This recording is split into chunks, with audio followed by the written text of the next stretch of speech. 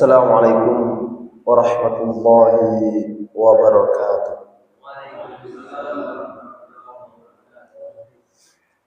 Innal hamdalillah nahmaduhu wa nasta'inuhu wa nastaghfiruh wa na'udzu billahi min shururi anfusina wa min sayyiati a'malina. May yahdihillahu fala mudilla lahu wa may yudlilhu fala hadiya lahu.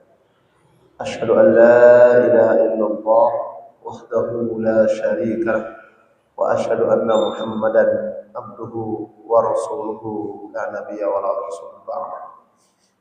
Qala Allah ta'ala fil Qur'anil Karim, a'udzu billahi as-sami'il 'alim minasy syaithanir rajim. Wa'adakumullahu maghanima katsiratan ta'khuzunaha fa'ajjala lakum hadhihi. Wa qala Rasulullah sallallahu alaihi wasallam, ittaqillaha haitsu ma kunta wa atbi'is sayyi'atal hasanah tambuha wa khaliqin nas bi khuluqin hasan. Bapak-bapak jamaah Masjid Rahmatan lil Alamin yang dirahmati Allah Subhanahu wa taala. Puji syukur marilah kita panjatkan kehadirat Allah. Alhamdulillah pada malam hari ini kita masih diberikan kesehatan dan kesempatan. Walaupun mohon maaf saya sendiri agak pilek Pak ya, agak pilek, jadi mohon maaf kalau agak sedikit terganggu, kurang jelas ya. Tapi kita masih diberikan kesehatan, diberikan kesempatan. Walaupun pilek bisa melangkahkan kaki ke tempat ini, itu artinya penyakit insya Allah tidak akan menghalangi kita selama kita terus menolong agama Allah. Dan kalaupun tidak bisa melangkah ke tempat ini, itu tandanya Allah memberikan kesempatan kepada kita untuk istirahat. Jadi kadang-kadang tubuh juga perlu istirahat agar kita tidak terkesan zalimul li nafsi, zalim pada diri kita sendiri.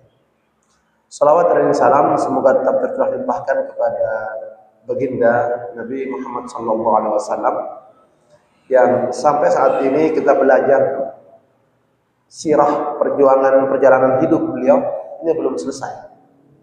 Ini masih separuh, masih panjang. Artinya tidak ada sosok yang ditulis secara lengkap dari mulai kepribadiannya, ya, bahkan dari segi fisiknya, dari segi bagaimana dia cara bermuamalah yang terkecil sampai urusan ibadah yang paling tinggi. Kalau kita belajar sejarah tokoh, itu banyak tokoh paling seputar dia namanya, kemudian prestasinya apa, paling sedikit. Kalaupun banyak, itu biasanya ada terlalu banyak permainan kata, tambah-tambah gitu. Dan itu pun tidak akan lengkap. Tidak akan yang kemudian di buku biografi manapun bercerita misalnya detail tentang fisiknya. Ya, coba kalau kita lihat dari tokoh kita lah di nasional ini, mulai dari Soekarno sampai sekarang ini misalnya, kalau biografi pimpinan presiden, tidak mungkin lengkap bahwa ciri-ciri Soekarno itu alisnya seperti apa, gitu kan, pundaknya seperti apa, cara perjalanannya bagaimana, tidak ada. Ya, kecuali mungkin kita menyaksikan sekarang itu lewat video. Ahlan Pak Haji, insyaallah. Ini belum sempat silaturahim ke tempat jenengan, insyaallah. Bapak yang dirahmati Allah Subhanahu wa taala, maka dengan belajar sirah nabawiyah, belajar tentang perjalanan hidup Nabi Muhammad SAW, dan kita sudah masuk, kemarin kita belajar tentang apa? Sulhul Hudaybiyah, perjanjian Hudaybiyah yang kita bahas beberapa kali, bahkan kemudian terakhir kita bercerita kisah-kisah unik yang terjadi dilakukan oleh para sahabat di masa perjanjian Hudaybiyah. Dan kita sepakat ya, sesuai dengan nas yang ada bahwa kemenangan itu nyata adanya. Kemenangan Islam nyata adanya, walaupun terkesan secara tekstual perjanjian Hudaybiyah, secara tekstual terkesan itu umat Islam kalah. Namun dalam sebuah perjuangan terkadang perlu kita menunda. Ya, kalau dari sulh Hudaybiyah itu kan menunda untuk melakukan ibadah yang mulia. Tapi kalau ada maslahat yang lebih besar yang diharapkan, maka dapat kita tunda. Jadi menunda itu ada dua, karena kemaslahatan lebih besar atau karena mudarat yang ada. Itu kita nunda. Maka apa kegiatan yang kemudian dilakukan oleh baginda Rasulullah Muhammad SAW dan para sahabat setelah sulhul Hudaybiyah? Kemarin sempat lompat sedikit, kita sudah menyampaikan tentang bagaimana Rasul itu ada dua kegiatan. Satu, mempersiapkan pasukan-pasukan perang. Tentara-tentara Rasul itu dipersiapkan. Karena masih ada catatan PR yang belum selesai. Ya. Walaupun dengan Quraisy ini ada gencatan senjata. Ya. Tetapi masih ada PR. PR di internal Madinah sendiri. Dengan siapa? Dengan orang-orang Yahudi. Ya. Yang kedua, ya, ketika perjanjian Hudaybiyah atau pasca perjanjian Hudaybiyah atau di masa-masa perjanjian Hudaybiyah itu sedang berlangsung, maka yang terjadi adalah Rasulullah Muhammad SAW melakukan dakwah bil kitabah atau ad-dakwah bil qalam, dakwah dengan pena, ya. Bil kitabah dengan catatan, ya. Dengan apa? Dengan birrisalah, dengan surat menyurat. Siapa yang disurati? Para pemimpin, ya, para pemuka pembesar yang ada di negeri-negeri di semenanjung Arab. Itu disurati. Mulai dari pembesar dari Mesir, ya kan, dari raja, semua Romawi, Persia, kemudian sampai melampaui batas ke sana, ya, Yaman, ya. Semua diberikan surat oleh baginda Rasul yang intinya satu, mereka semua diajak untuk menyembah Allah Subhanahu Wa Taala. Bahkan Raja Najasyi juga, gitu kan, diajak untuk menyembah Allah Subhanahu Wa Taala. Kalau sudah ada beberapa orang-orang Nasrani yang menyembah Allah Subhanahu Wa Taala di zaman itu yang dikenal dengan ahli kitab, maka masih ada satu yang PR yang belum mereka ini, yaitu beriman dan mengakui Nabi Muhammad SAW sebagai Nabi dan Rasul. Itu karena orang-orang ahli kitab itu percaya, ya, yang terdahulu itu kan percaya, mengakui Allah, bertauhid mereka, tetapi mereka nabinya masih Nabi Isa alaihissalam. Ya. Apa yang dirahmati Allah Subhanahu Wa Taala, di masa peperangan yang terjadi, ya, tadi kan ada dua hal, mempersiapkan pasukan untuk melakukan menuntaskan PR, yang kedua mengirim surat kepada para raja dan pembesar negeri yang ada di daerah, ya, semenanjung Arab tadi itu. Apa yang dilakukan oleh Rasulullah? Yaitu PR yang pertama, Rasulullah SAW mempersiapkan pasukan untuk melakukan penyerangan ke Khaybar. Ya. Masih ingat Khaybar? Apa pengkhianatan yang dilakukan oleh orang Yahudi? Jadi Khaybar ini satu pemukiman tempat yang di situ orang Yahudi tinggal di tempat itu. Dikenal dengan Khaybar ya Yahud, Yaishu Muhammad Saufa Ya'ud.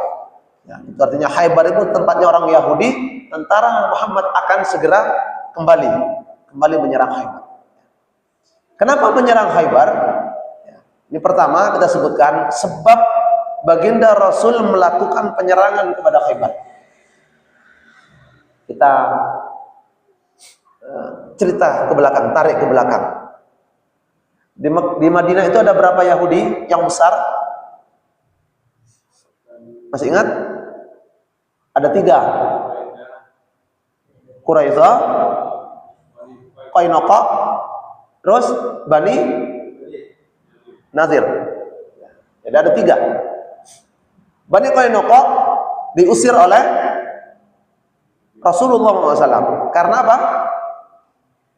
Karena kejadian Yahudi Bani Qainuqa melecehkan seorang muslimah dan membunuh satu orang muslim, dikeroyok sampai kemudian meninggal. Itu jangan diusir. Loh, kenapa kok sampai diusir?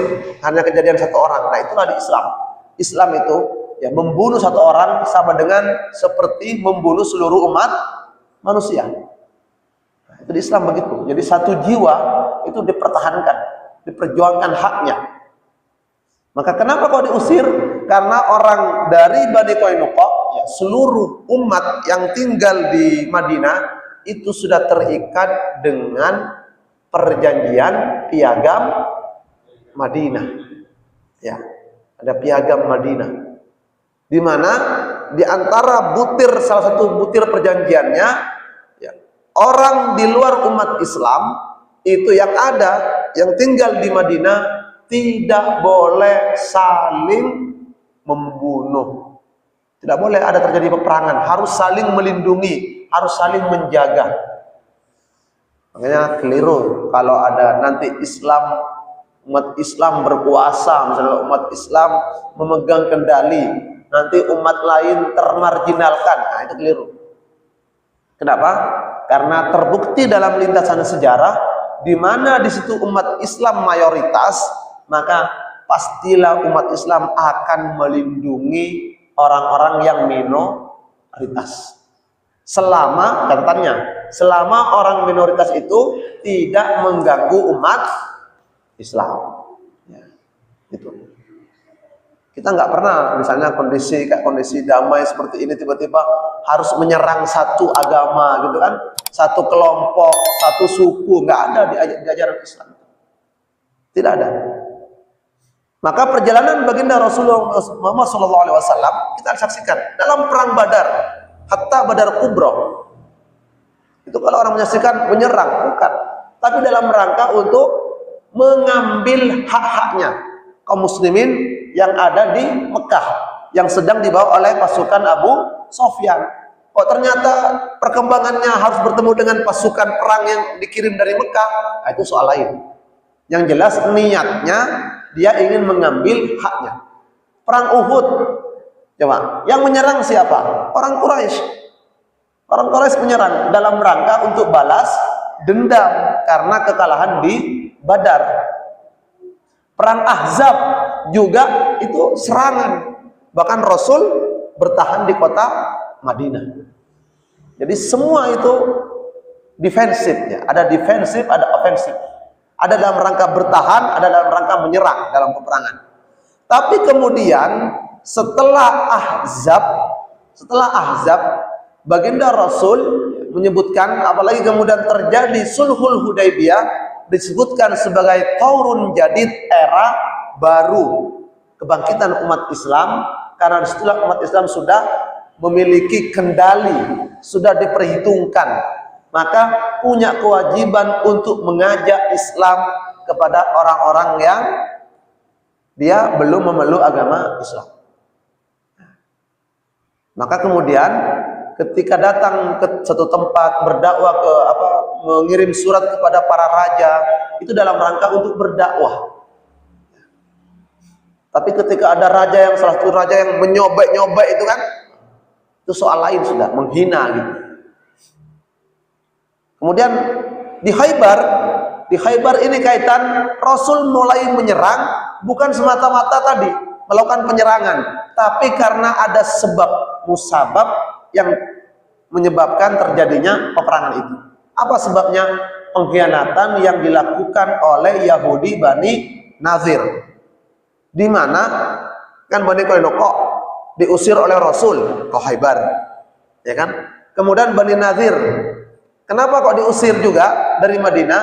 Karena ingin membunuh Rasulullah Muhammad SAW. mau melemparkan batu. Ya, alhamdulillah dengan izin Allah karena Rasul mendapatkan wahyu, malaikat Jibril hadir menyampaikan, maka kemudian Rasul langsung pergi kan. Akhirnya tidak jadi dilempar itu. Tapi niat jahat mereka sudah ada, ingin membunuh baginda Rasulullah Muhammad SAW. Nah, itu. Kemudian tidak berhenti di sini. Bani Nadir juga yang melakukan provokasi terbentuknya pasukan Ahzab. Yang kemudian 10.000 lebih itu karena provokasi yang dilakukan oleh orang Yahudi Bani Nadir. Yang mereka setelah diusir ke Khaybar, berkumpul di Khaybar mereka para Yahudi, membangun kekuatan, membuat benteng-benteng mereka. Bahkan ada tidak kurang dari 8 benteng yang besar-besar yang kokoh-kokoh. Benteng-benteng ini mereka sudah siap betul.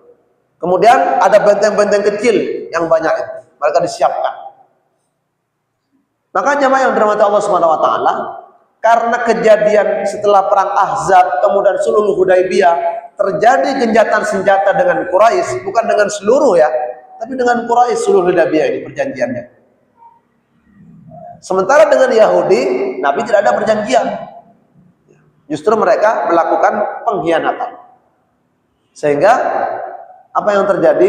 Kemudian Nabi Muhammad SAW datang mengepung benteng Yahudi di Khaybar. Itu. Kemudian Bapak yang dirahmati Allah Subhanahu wa taala, pada waktu kapan perang Khaybar ini terjadi? Kapan kira-kira? Sulhul Hudaybiyah, perjanjian Hudaybiyah pada bulan apa? Dzulqa'dah. Karena Nabi ingin melakukan ibadah umrah ya, haji kan? Ya umrah ya. Nah, sampai haji. Itu kan Dzulhijjah. Nanti setelah itu, setelah Dzulhijjah bulan Muharram. Maka terjadi disebutkan oleh para ahli sejarah, termasuk Syekh Safi Rahman Al-Barakfuri, ya, Ghazwatu Khaybar itu terjadi fil Muharram sanah as-sabi'ah, ya, pada tahun ke-7 Hijriah. Ya. Khaybar letaknya itu kurang lebih sekitar, para ulama ada menyebutkan 80 mil. Ada yang menyebutkan bahkan ulama yang lain dalam fiqh sirah disebutkan 100 mil. Ya, jaraknya dari kota Madinah ke Khaybar itu sekitar 175 km.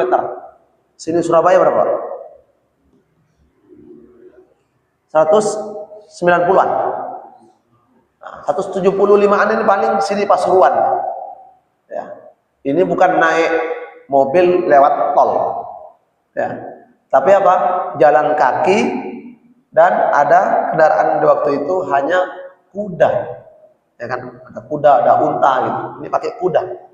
Nah, Nabi bawa pasukan dari jarak 175 km itu dengan apa? Bawa pasukan yang dia melakukan bai'atur ridwan. Masih ingat bai'atur ridwan? Ya. Ketika para sahabat berbaiat di sebuah pohon sebelum Sulhul Hudaybiyah, ya, itu kemudian karena ada isu terkait dengan terbunuhnya sahabat mulia Utsman bin Affan radhiyallahu anhu. Sehingga kemudian 1.400 orang diminta berbaiat kepada baginda Rasul dalam kondisi apapun, siap membela baginda Rasulullah SAW dan agama Allah. Itu. Mereka tidak akan mundur sedikit pun. Maka kemudian setelah perjanjian Hudaybiyah kembali ke Madinah Rasul, yang terjadi Rasul memberikan instruksi tidak boleh ada yang ikut ke Khaybar kecuali yang telah melakukan bai'atur ridwan. Kenapa? Karena ini orang-orang yang tulus berjuang bersama Rasul. Sudah berjanji setia, sudah ada komitmen. Sementara yang lain tidak. Ya. Kenapa Rasul kemudian memunculkan itu? Ya. Sebagian ahli surah mencatat bahwa sudah tercium oleh orang-orang Yahudi, ya, Rasul akan menyerang Khaybar. Sementara Khaybar itu apa? Tempat yang di situ ya, kurma terbaik. Yang ingat masih kisah Bani Nadir yang dijanjikan kepada suku Ghatafan agar bisa bergabung, berkoalisi menyerang Nabi Muhammad dan kaum muslimin di Madinah di perang Ahzab. Itu salah satu apa istilahnya kalau sekarang itu sogokannya ya. Itu dengan menjanjikan bahwa kurma terbaik yang ada di Khaybar ini separuhnya akan diberikan kepada suku Ghatafan. Bayangkan 6.000 orang itu dijanjikan dan bersemangat karena ada tawaran kurma. Ya, nggak mungkin karena kurma biasa, ya, karena tawaran yang biasa kemudian mau berperang. Ya. Itu karena tawarannya luar biasa. Ya. Maaf. Alhamdulillah. Alhamdulillah. Maaf saya agak. Baik. Tawarannya adalah kurma terbaik yang ada di Khaybar. Maka kemudian Rasul menyampaikan hanya 1.400 orang. Orang Yahudi kan begitu. Kalau ada manis-manisnya, ya kan, nanti dia mau bergabung. Orang munafik. Orang munafik itu ciri khasnya begitu, Pak. Ada kenikmatan, dia siap bergabung. Ada yang nanti kesusahan, dia lomba melarikan diri, menjauh, bahkan ngembosi. Itu Pak, karakter orang munafik begitu, Pak, ngembosi. Ya. Kaum muslimin yang awalnya semangat, yakin, digembosi. Ini orang-orang Yahudi, mentalnya orang-orang Yahudi. Orang-orang munafik. Ya. Salah satu tokoh mudahnya, dan ini pimpinan tokoh munafik, namanya Abdullah bin Ubay bin Salul. Abdullah namanya, Pak. Ya. Tapi bin Ubay. Ya. Jadi kalau Anda punya anak jangan dikasih nama mentang-mentang Abdullah, nanti Abdullah Ubay misalnya. Abdullah Ubay an Salul gitu, bin Salul, jangan. Bahaya, tokoh munafik. Maka yang terjadi 1.400 berangkat. Kemudian Bapak yang dirahmati Allah Subhanahu wa taala, setelah berangkat Rasul kemudian mengepung Khaybar itu selama 10 hari 10 malam. Ya, mengepung, Pak, dikepung itu Khaybar. Sementara penduduk Khaybar sudah tahu. Ya, sebagian sudah tahu, para pembesarnya, sebagian belum. Taunya dari mana? Taunya setelah Rasul kemudian memerintahkan hanya 1.400 orang yang ikut berbaiat. Orang munafik kecewa nggak? Pasti kecewa. Akhirnya kemudian menyebarkan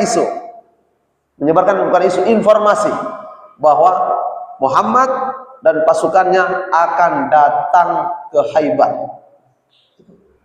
Sebagian para pimpinannya tahu, sehingga mempersiapkan diri. Sementara ada sebagian kecil itu tidak tahu, Pak.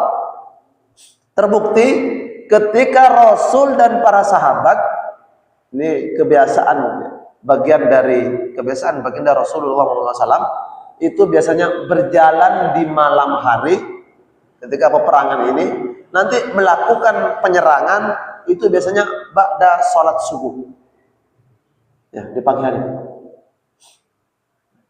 Makanya waktu duha ini kan waktu yang mahal, waktu emas. Banyak kan kejadian-kejadian besar, peristiwa-peristiwa yang luar biasa itu terjadi di waktu duha. Sehingga Allah bersumpah dengan wadduha. Allah bersumpah dengan khusus disebutkan namanya wadduha. Ya, itu artinya kalau sudah Allah bersumpah dengan nama makhluknya, itu ada rahasia yang besar atau peristiwa yang agung, atau mengandung juga di waktu itu sangat mahal harganya dan mulia. Itu wadduha. Menyerang Rasul bersama pasukannya, kaum muslimin, tiba-tiba ada orang pagi-pagi itu mau berangkat ke sawahnya, Pak, ke ladangnya. Ada yang bawa cangkul, ada yang bawa macam-macam peralatan itu, Pak. Tahu, langsung dia kembali masuk ke dalam bentengnya bahwa Muhammad ya, dan orang-orang Madinah datang menyerang kita. Ini orang-orang itu teriak-teriak begitu. Maka yang terjadi kemudian apa? Kemudian yang terjadi ya, dengan 10 hari 10 malam itu Rasulullah Muhammad SAW, yang terjadi beberapa benteng ditaklukkan. Kan ada 8 benteng tadi. Beberapa benteng itu ditaklukkan. Nama-namanya itu ada benteng namanya Naim, ada As-Sa'ab bin Mu'ad, ada Qal'az Zubair, ada benteng Ubay, ada benteng Nizar, ada benteng Qomus, ada benteng Watih, ada benteng Sulalim. Ini nama-nama bentengnya. Maka semua benteng itu ditaklukkan, tinggal 2. Ya. Yang 2 ini disebutkan Watih dan Sulalim. Jadi Watih ada yang menyebutkan Ramadan Al-Buti menyebutkan benteng Watih, sementara Syekh Safiyur Rahman Al-Mubarakfuri menyebutkan An-Nitah atau An-Natah ya. Lalu apa yang terjadi dengan benteng ini? Tersisa 2 benteng tadi, maka Rasulullah Muhammad SAW menyerahkan panji ya. Jadi panglima yang ditunjuk oleh baginda Rasulullah SAW, itu panji kan yang megang panjinya, panji Rasul dengan bendera gitu kan. Itu Abu Bakar As-Siddiq radhiyallahu anhu yang memegang itu. Jadi untuk menyerang yang benteng yang tersisa itu. Maka kemudian Abu Bakar kembali, belum bisa menaklukkan benteng itu. Kembali ke Rasul. Kemudian akhirnya ditunjuklah keesokan harinya sahabat Umar bin Khattab radhiyallahu anhu berangkat. Sahabat Umar bin Khattab radhiyallahu anhu bersama pasukan. Kemudian apa yang terjadi? Belum berhasil. Ya, belum berhasil, Pak. Lalu kemudian Nabi Muhammad sallallahu alaihi wasallam, ya ini disebutkan dalam sebuah riwayat itu, kata Nabi, setelah sahabat Umar kembali itu, sungguh besok akan aku serahkan panji ini kepada seseorang laki-laki yang Allah akan membukakan benteng Khaybar itu melalui kedua tangannya, karena orang ini mencintai Allah dan Rasulnya. Allah dan Rasulnya juga mencintainya. Nah ini ketika terjadi, Rasul menyampaikan, ini bedanya kita dengan para sahabat. Kan jelas kalau dia memegang panji harus menyerang, memimpin pasukan, itu berarti kan siap dengan segala kondisi.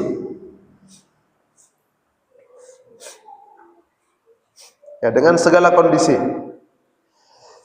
Alhamdulillah. Afwan Pak ya. Ini pas masuk YouTube lagi nih. Ini setelah mendengar bahwa besok panji akan diserahkan kepada seorang laki-laki, melalui pertolongan Allah akan datang, melalui kedua tangannya akan terbuka pintu benteng Khaybar yang tersisa ini. Maka sahabat, ini bedanya, malamnya itu semua bersiap siaga, Pak. Siap untuk menerima amanah dari Rasulullah Muhammad SAW. Ya, itu siap.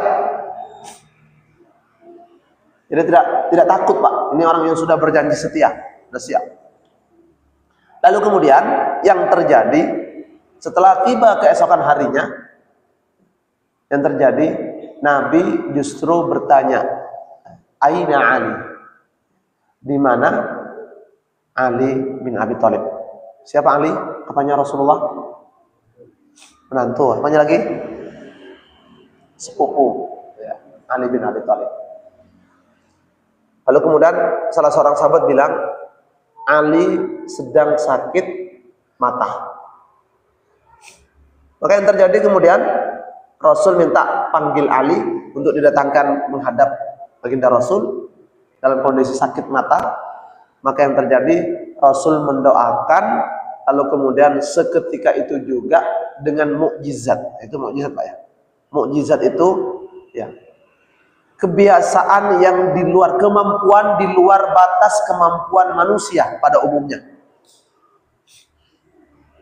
Dan hanya diberikan kepada seorang Nabi dan Rasul, utusan Allah. Itu mukjizat Pak.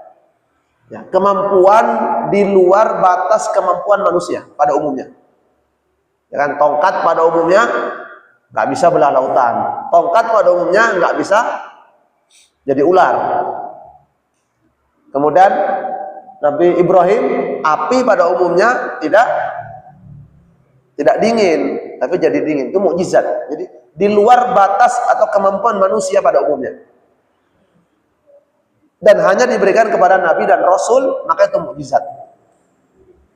Kalau diberikan kepada para wali-wali Allah, ya, yang dia betul-betul menjadi walinya Allah, ya, selain Nabi dan Rasul, ya, kemampuan yang di luar batas kemampuannya. Ada kan wali-wali Allah yang memang tiba-tiba dengan doanya mustajab, gitu kan?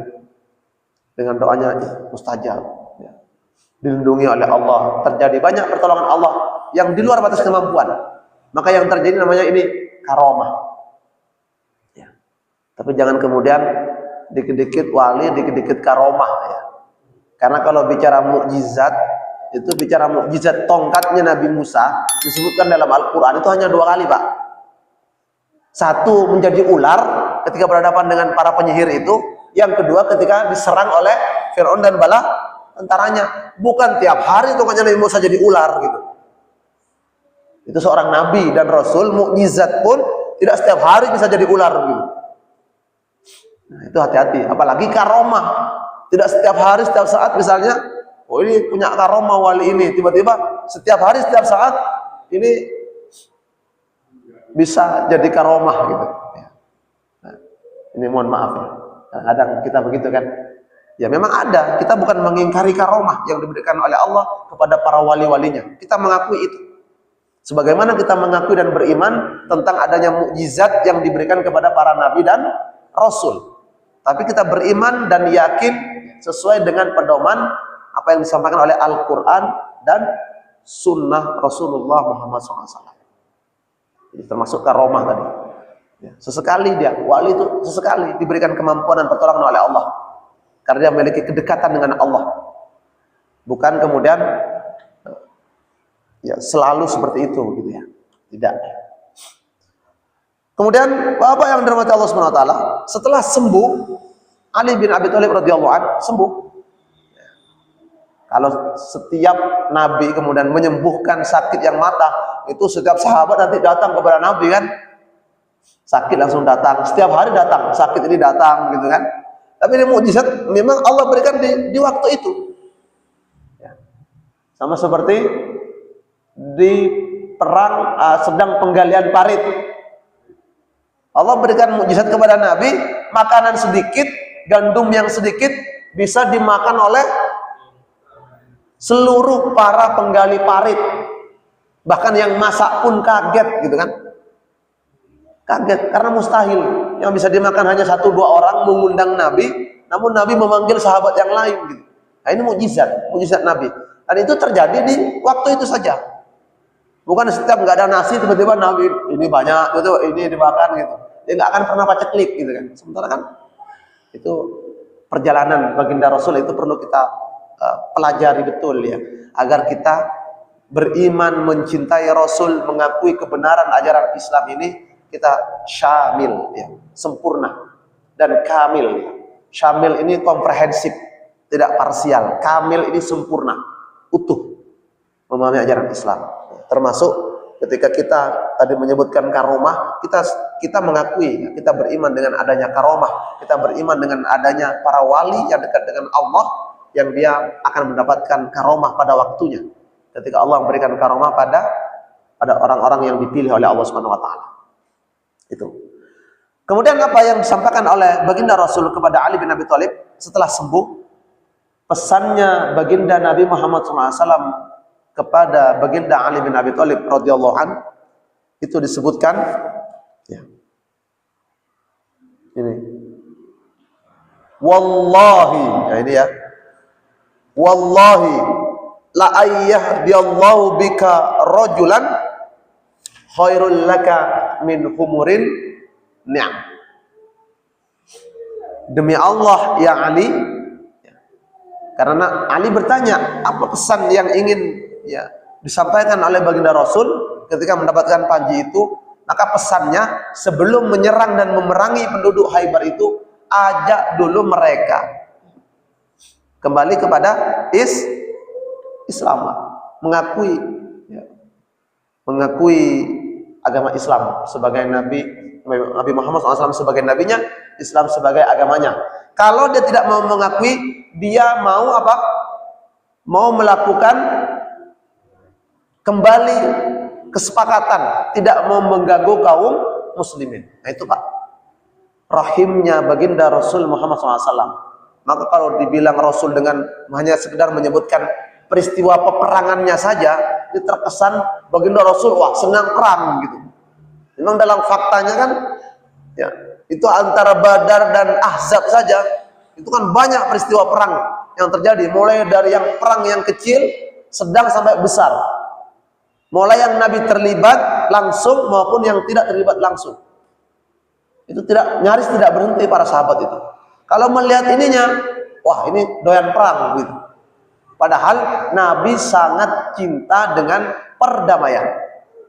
Sudah kita sebutkan sebelumnya, termasuk di perjanjian Hudaybiyah. Rasulullah dihapus, silahkan. Nama Ar-Rahman Ar-Rahim dihapus, silahkan.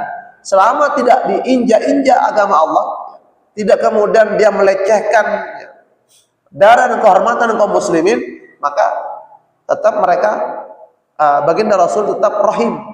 Sekedar nama Rasulullah, walaupun mereka menghapus nama Rasulullah, aku tetap seorang nabi dan rasul. Maka kemudian wallahi la yahdiyallahu bika rajulan khairul laka min humurin ni'am. Jadi kalau sudah tidak mau berdamai, tidak mau diajak ini, maka apa yang terjadi? Serang mereka. Yang terjadi kemudian dari riwayat ini ada hikmah bagi kita, Pak. Pelajaran penting. Kalimat la ayyahdiyallahu bika rajulan khairul laka min humurin ni'am. Andaikan hidayah Allah datang kepada orang itu lantaran dakwahmu wahai Ali, maka itu pahalanya lebih baik daripada humurin ni'am ini zaman dulu unta merah. Unta merah waktu itu terkenal dengan unta paling mahal, kendaraan terbaik. Kalau sekarang kendaraan terbaik apa Pak? Ada yang lebih ini daripada Alphard Pak. Apa biasanya Pak? Karena kita belum memiliki ya, jadi sampai bingung apa ini kita. Lamborghini ya? Ya, Lamborghini lah katakanlah. Ya. Itu harganya berapa sekarang Pak? Sampai 500, maksudnya setengah triliun. Hah? 10 M? Oh 10 M? 10 M Pak. Ya. Humurin ni'am, unta itu harga unta di zaman dulu yang terbaik, kendaraan terbaik. Itu hadiahnya itu. Bayangkan coba, kita nggak usah Lamborghini ya, nggak usah kendaraan yang terbaik. Kita dapat kendaraan mobil yang biasa saja, Avanza misalnya kan, Xenia kita, luar biasa gitu kan, senang. Nggak punya mobil, punya kendaraan sepeda motor sudah, alhamdulillah. Kita sangat senang sekali. Siapa yang mau ngajak berdakwah ke sana, nanti tak kasih hadiah sepeda motor. Nggak usah sepeda motor, kipas angin aja mau gitu kan. Nah, tapi masalahnya dia dapat hidayah nggak? Ya, gitu. Kalau dapat hidayah, maka khairul laka min humurin ni'am. pahalanya.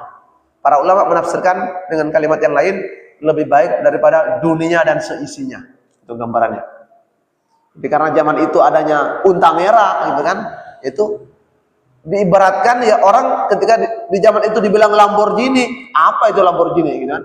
Sama seperti ketika bapak-bapak kita semua lahir, nanti tak kasih hadiah iPhone Pro Max misalnya. Pro Max 16. Kan nggak terbayang kita di zaman itu kan, di zaman kita. Kalau sekarang anak-anak pasti semangat. Di zaman itu kita nggak terbayang. Ya, itu gambarannya kayak gitu, Pak. Makanya kenapa yang dihadiahkan humurin ni'am? Karena yang nampak ya, kemewahan dunia waktu itu, kendaraan terbaik unta merah itu. Yang paling mahal harganya. Itu. Khairul laka min humurin ni'am. Berangkat sahabat Ali bin Abi Thalib atas izin Allah Subhanahu wa taala, kedua benteng itu ditaklukkan. Lalu kemudian ya, penduduk yang tersisa di Khaybar sebagian menjadi harta rampasan perang, sebagian mereka penduduk Khaybar itu kan tanah mereka semua kan jadi harta rampasan itu. Ya. Maka orang munafik kan tergiur, Pak. Nanti kalau menang kan dapat tanah, dapat kebun, dapat ladang, dapat sembarang itu, Pak. Termasuk wanita-wanita itu. Termasuk ya harta yang menjadi tawanan itu, wanita diantaranya kelak akan menjadi istri baginda Rasul Muhammad SAW. Siapa namanya? Sofia binti Huyai bin Akhtab. Sofia. Di Sofia ini putri dari salah seorang pimpinan Yahudi yang ada di Khaybar. Sofia. Setelah perang Khaybar dinikahi oleh baginda Rasul dengan mas kawin dimerdekakan oleh baginda Rasul. Jadi maharnya itu merdeka. Kan kalau tawanan kemudian jadi budak kan, Pak. Ya kan? Harta rampasan perang itu kan, kalau yang harta itu kan dibagi ghanimah, kalau yang orang itu jadi budak. Tapi Rasul kemudian memilih untuk dimerdekakan dengan dinikahi. Ini juga ada pesan penting, Pak, bukan hanya sekedar dinikahi, tapi dalam rangka juga ingin membangun hubungan, ya, kedekatan yang cukup erat dengan harapannya dengan Khaybar itu, penduduk Yahudi yang ada di Khaybar. Ya, tapi nanti ya, penduduk Khaybar tetap aja namanya karakter orang Yahudi kembali berkhianat di zaman masa pemerintahan sahabat Umar ibn Khattab radhiyallahu anhu. Demikian barangkali Bapak yang dirahmati Allah Subhanahu wa taala, adapun korban yang syahid ya, ada 16 orang di Khaybar itu, sementara orang-orang Yahudi yang tewas itu kurang lebih ada 93 orang penduduk Yahudi. Jadi tidak banyak. Ya. Karena Islam ketika datang bukan kemudian membabi buta dihabisi semua, enggak. Ya. Orang-orang yang menyerang saja yang ini. Itu yang terjadi. Demikian barangkali Bapak yang dirahmati Allah Subhanahu wa taala, semoga bermanfaat. Ini kita sudah tiba di waktu sholat Isya. Dan saya mohon maaf kalau kurang fit ya hari ini. Mungkin kurang jelas ya penjelasannya. Jadi mohon dimaafkan. Kita tutup dengan kafaratul majlis. Subhanakallahumma bihamdika asyhadu an la ilaha illa anta astaghfiruka wa atubu ilaik. Nasrun minallah fathun qarib wa basyiril mu'minin. Assalamualaikum warahmatullahi wabarakatuh.